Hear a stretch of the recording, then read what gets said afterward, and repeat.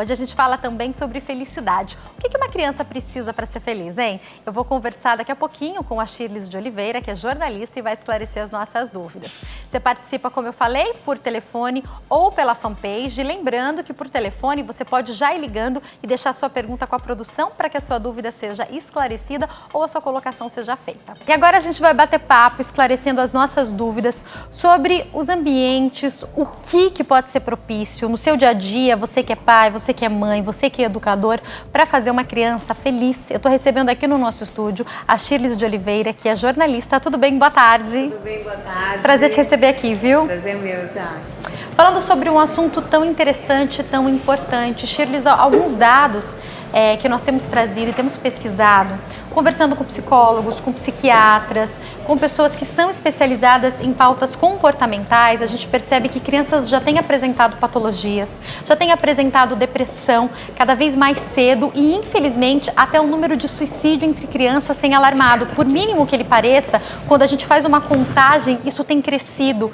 E os pais, os educadores, às vezes não querem falar sobre esse assunto, mas é tão importante a gente entender como é possível propiciar o melhor possível para que uma criança seja feliz. Eu queria que você até introduzisse o assunto explicando para a gente sobre a importância de se preocupar com esse assunto. É verdade, já que o número de suicídios de crianças e adolescentes tem crescido enormemente, né? Realmente um fato muito preocupante. E até em razão disso a gente tem ouvido muito o tema felicidade, seja nas universidades, né, seja os psicólogos, né, olhando para essa questão de como criar um ambiente propício para a criança crescer, né, mais feliz ou sentir-se bem, ter o bem-estar, para ela ser um adulto mais feliz também, né. A gente precisa criar um ambiente onde a criança não tenha uma agenda tão aterrorizante, digamos assim, né? Os pais vão para o trabalho e as crianças ficam com uma agenda completamente lotada. E aí eu pergunto, tem tempo de brincar? Né? Tempo de ser criança, tem tempo né? de ser criança. Eu te vi agora na Flip, em Paraty, e foi lindo ver as crianças e os pais naquele ambiente de literatura, de cultura, de brinquedos, né? Do brincar realmente. Então, quando a criança ela tem o tempo de estudar, o tempo de brincar, onde existe diálogo entre os pais, entre a criança, né? Não com autoritarismo, mas com muito afeto. Acho que o que coloca a criança num ambiente de bem-estar é o afeto, é a afetividade, né? Essa troca, esse tempo que o pai tem para brincar com o seu filho, esse tempo da criança brincar com outras crianças, né? Isso é muito importante. Então, uma agenda muito lotada causa muito estresse, causa muita ansiedade, e aí o tempo do lúdico, o tempo da contação de história, o tempo da criança se imaginar em outros universos fica às vezes pequeno demais para aquilo que ela precisa, para o tempo que ela precisa. Sem contar que esse monte de atividade vai gerar cobrança também, né? Sim. A criança, ela sente que ela tem que estar, ela tem que ir muito bem em tudo. Então, uma criança com uma agenda muito lotada, então, além da escola, de repente tem o balé, daí tem jiu-jitsu, daí tem aula de música. Talvez a criança tenha aptidão, vá se identificar de fato com só uma dessas atividades. Aí como que ela vai fazer para ir tão bem em todas? A gente não é bom em tudo enquanto adulto, por mais que isso seja cada vez mais cobrado no mercado de trabalho, a gente tem que aprender a delegar, a gente tem que aprender a liderar, mas não necessariamente fazer tudo muito bem. E aí a gente tem essa cobrança já para uma criança, não é verdade? É verdade. Talvez esse também seja o motivo de tanto estresse, ansiedade, pânico dos adultos. Por que tanta competitividade? Né? Se a gente observar a natureza, ela é colaborativa. E a gente desenvolveu uma sociedade muito competitiva, né? Então eu falo que a criança... Que começa agora, né? Com as crianças, pois né? a criança precisa brincar e aprender a colaborar. A criança precisa estar na natureza, né? E isso faz com que ela tenha outros olhares e outras referências.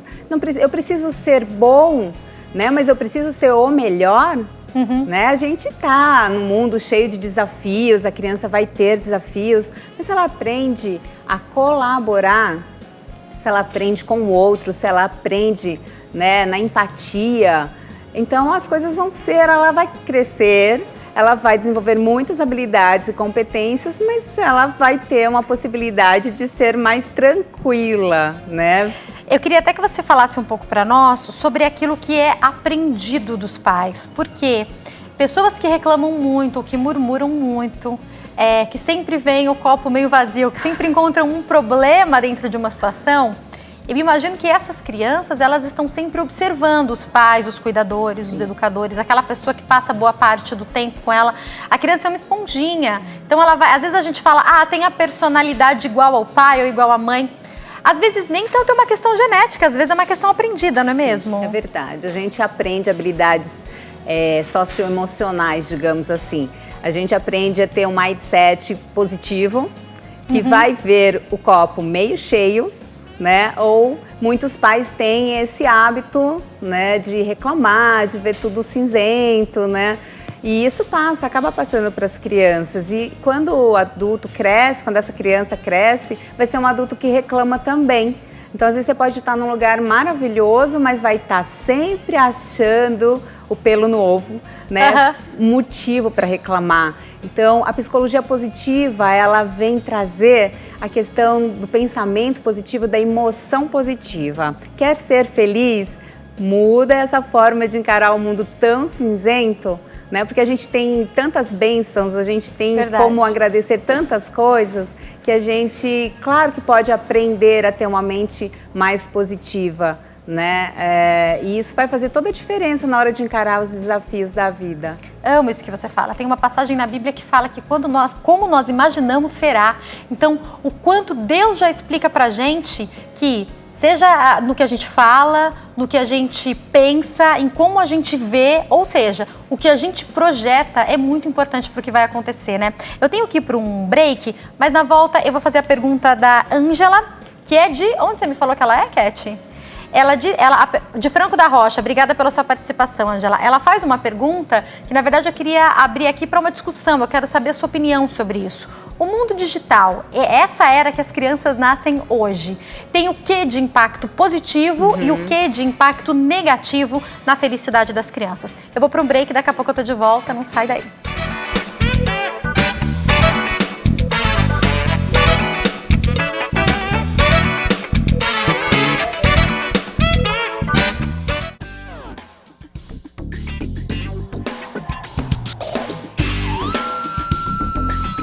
Nosso programa está de volta, entendendo o que as crianças precisam para serem felizes, com a Shirley de Oliveira, que é jornalista.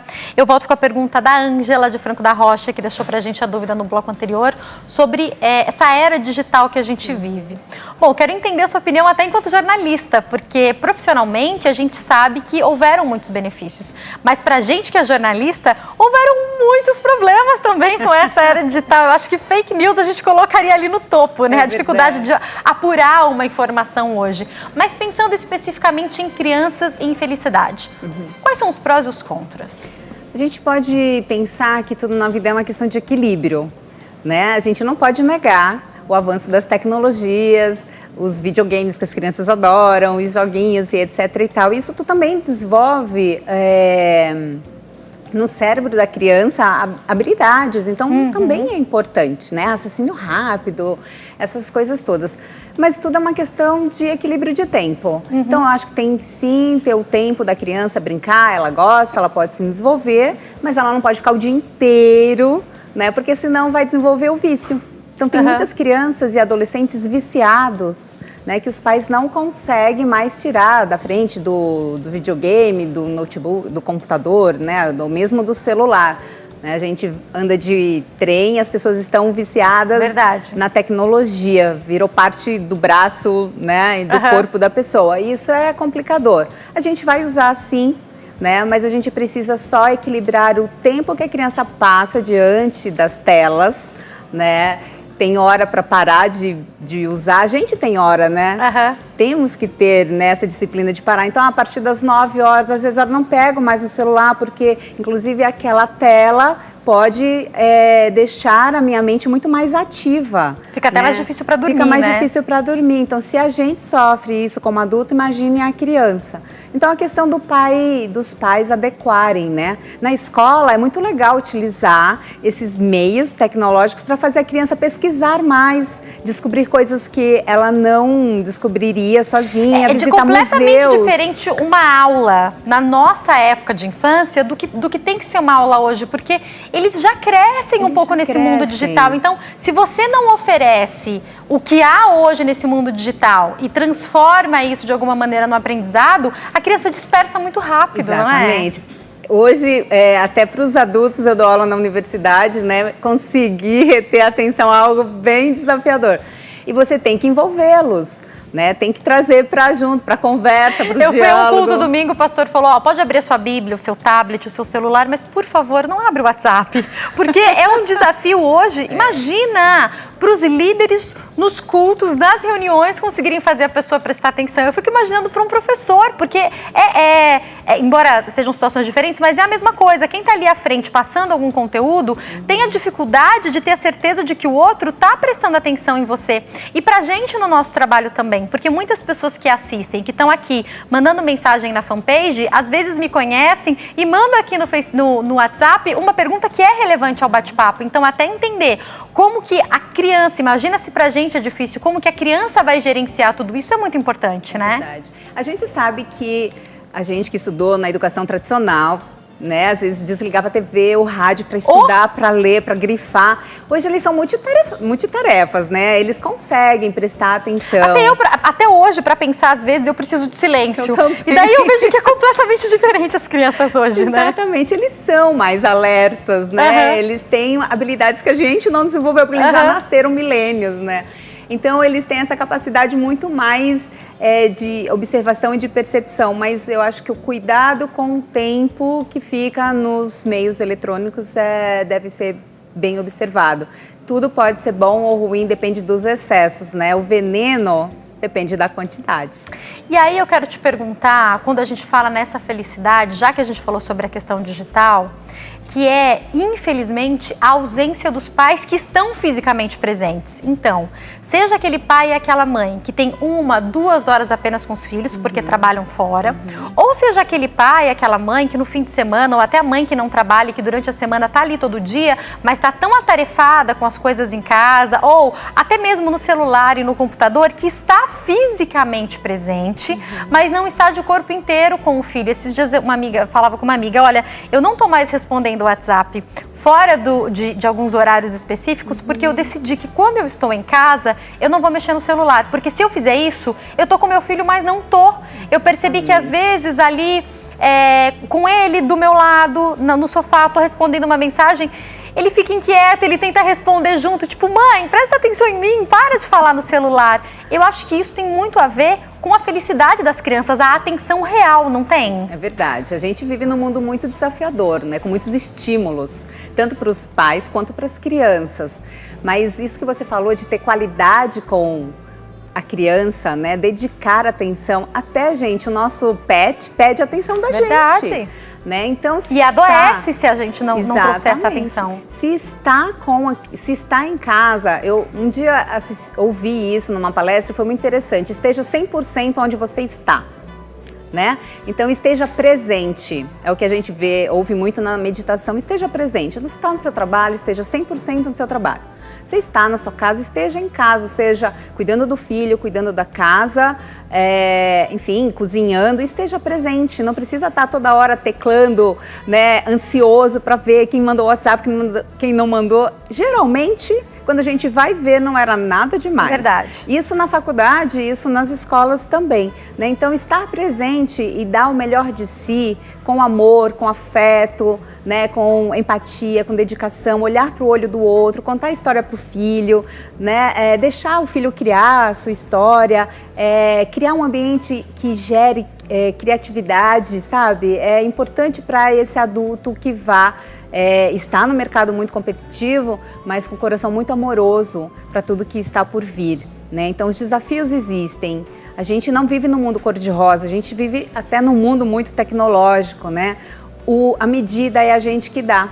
né, por meio da nossa disciplina, por meio do nosso entendimento do que é bom, o que é melhor para o meu filho, que eu esteja com ele presente, né, o tempo inteiro ali naquele tempo que eu tenho, porque o tempo inteiro não é possível, e ainda vai dividir com ele o WhatsApp da vida, né? Então os excessos da tecnologia realmente gera ansiedade, gera o estresse, gera depressão, gera N problemas, né, psicológicos que as crianças hoje vivem diferente do nosso tempo. A gente brincava na rua, né, já? Claro, a gente brincava na rua, a gente corria, a gente cansava, né? A gente dançava, brincava de queimada. A gente pegava fruta no pé. Esses dias eu tava lembrando que a casa da minha avó tinha um pé de ameixa e a gente pegava e subia e a mãe falava, não pode! E a gente pegava a fruta no pé e comia a fruta do pé. Então, e aqui em São Paulo isso, né? Então, é uma realidade que, infelizmente, as crianças que hoje crescem em condomínios cada vez mais fechadas, justamente por conta da situação difícil de violência que a gente vive, às vezes não têm a oportunidade de viver. Será que não vale a pena no final de semana? Leva essa criança para um parque, leva para o interior, opção, leva para casa de alguém que não seja todo dia, que seja uma vez por mês. Então, vamos para algum lugar que possa trazer essa qualidade. Porque eu percebo que terra, que chão, que sujar é importante para as crianças, natureza, né? Gente, é curativa. Né? Quando você vai para a natureza, quando você vê muito verde, esse verde sintoniza com o seu coração. Por isso que a gente acalma, por isso que a energia é outra, a frequência é outra, né? Se você vai para uma cachoeira, se você vai para uma praia, pisa no chão, né? Se os pais gostarem de fazer isso, as crianças também vão adorar fazer isso. E aí essa brincadeira junto vai fazer com que a semana, o mês seja muito mais gostoso, né? E seja muito mais saudável, né? O meu blog é Felicidade Sustentável. Então, ser feliz, ser sustentável, estar em contato com a natureza é muito importante para a gente ter equilíbrio. Eu queria que você falasse para nós sobre algo que eu acho que é real, né? E é importante da gente conversar. Muitas vezes, quando a gente fala de alguns assuntos aqui que são relevantes e importantes, parecem utopia. Eu vou até fazer um trocadilho aí com o seu sustentável, né? O que dá para ser real? Como a gente pode encontrar esse equilíbrio? Porque quando você fala, me faz pensar muito em coisas até que eu falei, nunca vou fazer, e que às vezes eu me pego fazendo. Então, nunca vou colocar o meu filho, ele ainda é pequenininho, para assistir alguma coisa enquanto eu estiver almoçando. Não é real. Muitas vezes, na hora que eu preciso almoçar, eu coloco uma musiquinha e, infelizmente, eu coloco o celular. E eu lembro que a primeira vez que eu fiz isso, eu falei pro meu marido, eu não acredito que a gente tá fazendo isso. Ele falou, é só pra gente poder comer. Então, assim, por mais que não seja uma coisa recorrente, que realmente em casa a TV quase não fique ligada, em alguns momentos eu me vi fazendo coisas que, na utopia, eu falava, nunca vou fazer. Então, eu acho que a gente também não tem que se culpar, a gente só precisa encontrar essa palavra que você falou, o equilíbrio, não é? Equilíbrio é tudo. E equilíbrio vai nos colocar numa posição de autorresponsabilidade, né, e de escolhas. Né? Eu posso comer junto com ele, dá tempo de eu comer junto com ele, ou eu vou ter que dar a primeira comida para ele que é o que acontece muitas vezes, não é? E depois eu vou ter que comer. Mas eu descobri um negócio ótimo, gente, eu dou a fruta. Na hora que a gente vai para agora, né? Demorou um pouco para eu entender como é que eu ia fazer, porque o almoço e a janta saem outro horário. A gente coloca ele à mesa com a gente e dá uma fruta, dá um biscoito, um pedaço de alguma coisa, para ele, inclusive foi até uma dica do pediatra, sentir, mesmo que ele esteja de novo à mesa, poder sentir estar com a gente e não dar, não ficar tanto pedindo a atenção, porque a gente fica dividido nessa hora, né? Não existe mundo perfeito, né, Jaque? Nem para sustentabilidade, nem para felicidade. Existe um mundo cheio de desafios. Verdade. E a gente vai aprendendo sem culpa, que é algo bem importante que você colocou, a cada interação, a cada construção, né? Educar é construir juntos, com muito diálogo, com muito afeto, né? E vendo as possibilidades que se colocam ali no dia a dia. Não existe perfeição em família nenhuma, né? Às vezes é preciso recorrer a alguns, né, artifícios, enfim, mas se não existe... Que não seja regra, né? Exato, né? Mas o equilíbrio é a busca que o ser humano, né, por meio do autoconhecimento, vai descobrindo a sua forma de se colocar no mundo e de fazer escolhas. As melhores. As melhores escolhas possíveis. Você falou de uma coisa que eu quero linkar com o primeiro bloco que a nossa repórter Jéssica Marques trouxe pra gente das invenções. E você falou sobre as histórias, sobre contar histórias, ouvir histórias. E eu queria que você falasse isso pra gente. Eu já vi várias vezes crianças chegarem com um desenho que fizeram, que muitas vezes não tem história nenhuma, mas para eles tem uma história ali, ou aqueles rabiscos que tem a mamãe e o papai, e eu vi muitas vezes os pais ignorarem aquele desenho. Ah, tá bom, mamãe tá conversando, depois a mamãe vê. E eu queria que você falasse para nós nesse aspecto felicidade, o quanto é importante dar margem à criatividade das crianças. Eu não estou falando para não dar limites, não educar. Lógico que a hora que os pais estão conversando, os pais estão conversando. Mas eu também acho que deixar a criança no vácuo, como a gente fala, né? Na hora que a criança chega tão feliz com um desenho que fez, é tão perigoso. Eu queria que você falasse sobre isso para a gente caminhar para o fim. Tá bom, olha só, já que a gente precisa estimular a criatividade, criando um ambiente propício, que foi até, né, a primeira pergunta. E quando uma criança traz algo bonito ou feio, é bonito porque ela fez, porque ela criou, a gente tem que elogiar. Poucas pessoas elogiam os filhos, né? Muito mais cobram e reclamam do que elogiam. O elogio é fundamental para a criança nascer com autoestima, né? Então, viu alguma coisa, elogia o seu filho, né?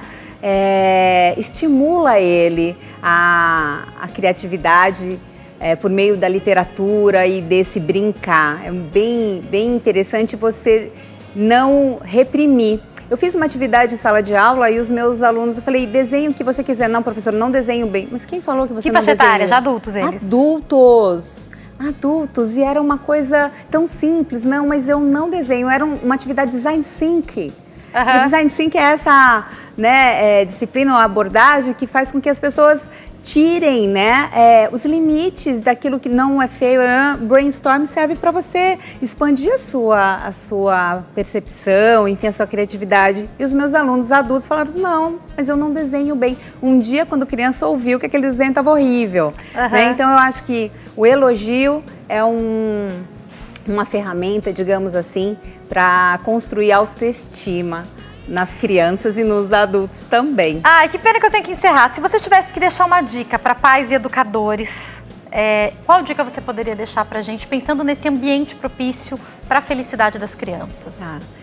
Eu aprendi muito que a natureza é o ambiente que as crianças mais poderiam brincar, né? Então, como você mesmo deu a dica, vai uma vez por semana, uma vez por mês, leva as crianças para descobrir esse ambiente, né, natural, para elas perceberem de onde vem, para elas pisarem na terra. Faz uma horta em casa, né? Mesmo que seja um apartamento, faz uma mini horta. Exato, né? Eu tenho horta em casa, as minhas ervinhas nas janelas, né? Então, o brincar na natureza, ele é bem importante. A contação de histórias, eu conto histórias nos hospitais, né, para crianças e adolescentes. Até adolescentes gostam de inventar histórias. Então, criar essas oportunidades diferentes da tecnologia.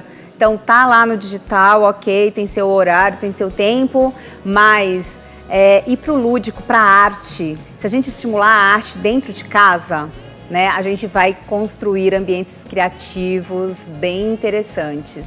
Para que essa criança, inclusive no futuro, no mercado corporativo, possa ser bem sucedida no que é digital, ela precisa saber criar, ela precisa saber ser inovadora, ela precisa saber de chão um pouco, não é verdade? A gente é racional e emocional. Se a gente cultivar esses nossos lados, a gente não é só uma coisa, né? Então a gente precisa ter tempo para estimular e aprender e co-criar, enfim, tanto na parte racional, no intelecto, quanto na parte emocional, que vem a arte, vem a espiritualidade, enfim, vem toda essa parte cultural, por aí. Muito obrigada, viu? Obrigada pelas dicas. Quem quiser entrar em contato tem o blog, que é Felicidade Sustentável, e tem o canal no YouTube também, né? Tem o Instagram também. Felicidade Sustentável, o Instagram também é igual. Isso. Tudo Felicidade Sustentável, facinho de vocês encontrarem. Volte mais vezes, viu? Muito Foi um prazer o nosso bate-papo. Uma ótima tarde. Todo meu. Obrigada, Jaque. Obrigada a você também pelo seu carinho e pela sua audiência. Eu te espero aqui amanhã. A gente vai falar sobre saúde mental. Você pode participar através do meu Instagram, tá? Que é @JaqueStefano. Lá você continua deixando pra gente os recados, as mensagens. Eu tô te esperando por lá. Um beijo grande, uma excelente tarde. Fica com Deus e até amanhã. Tchau.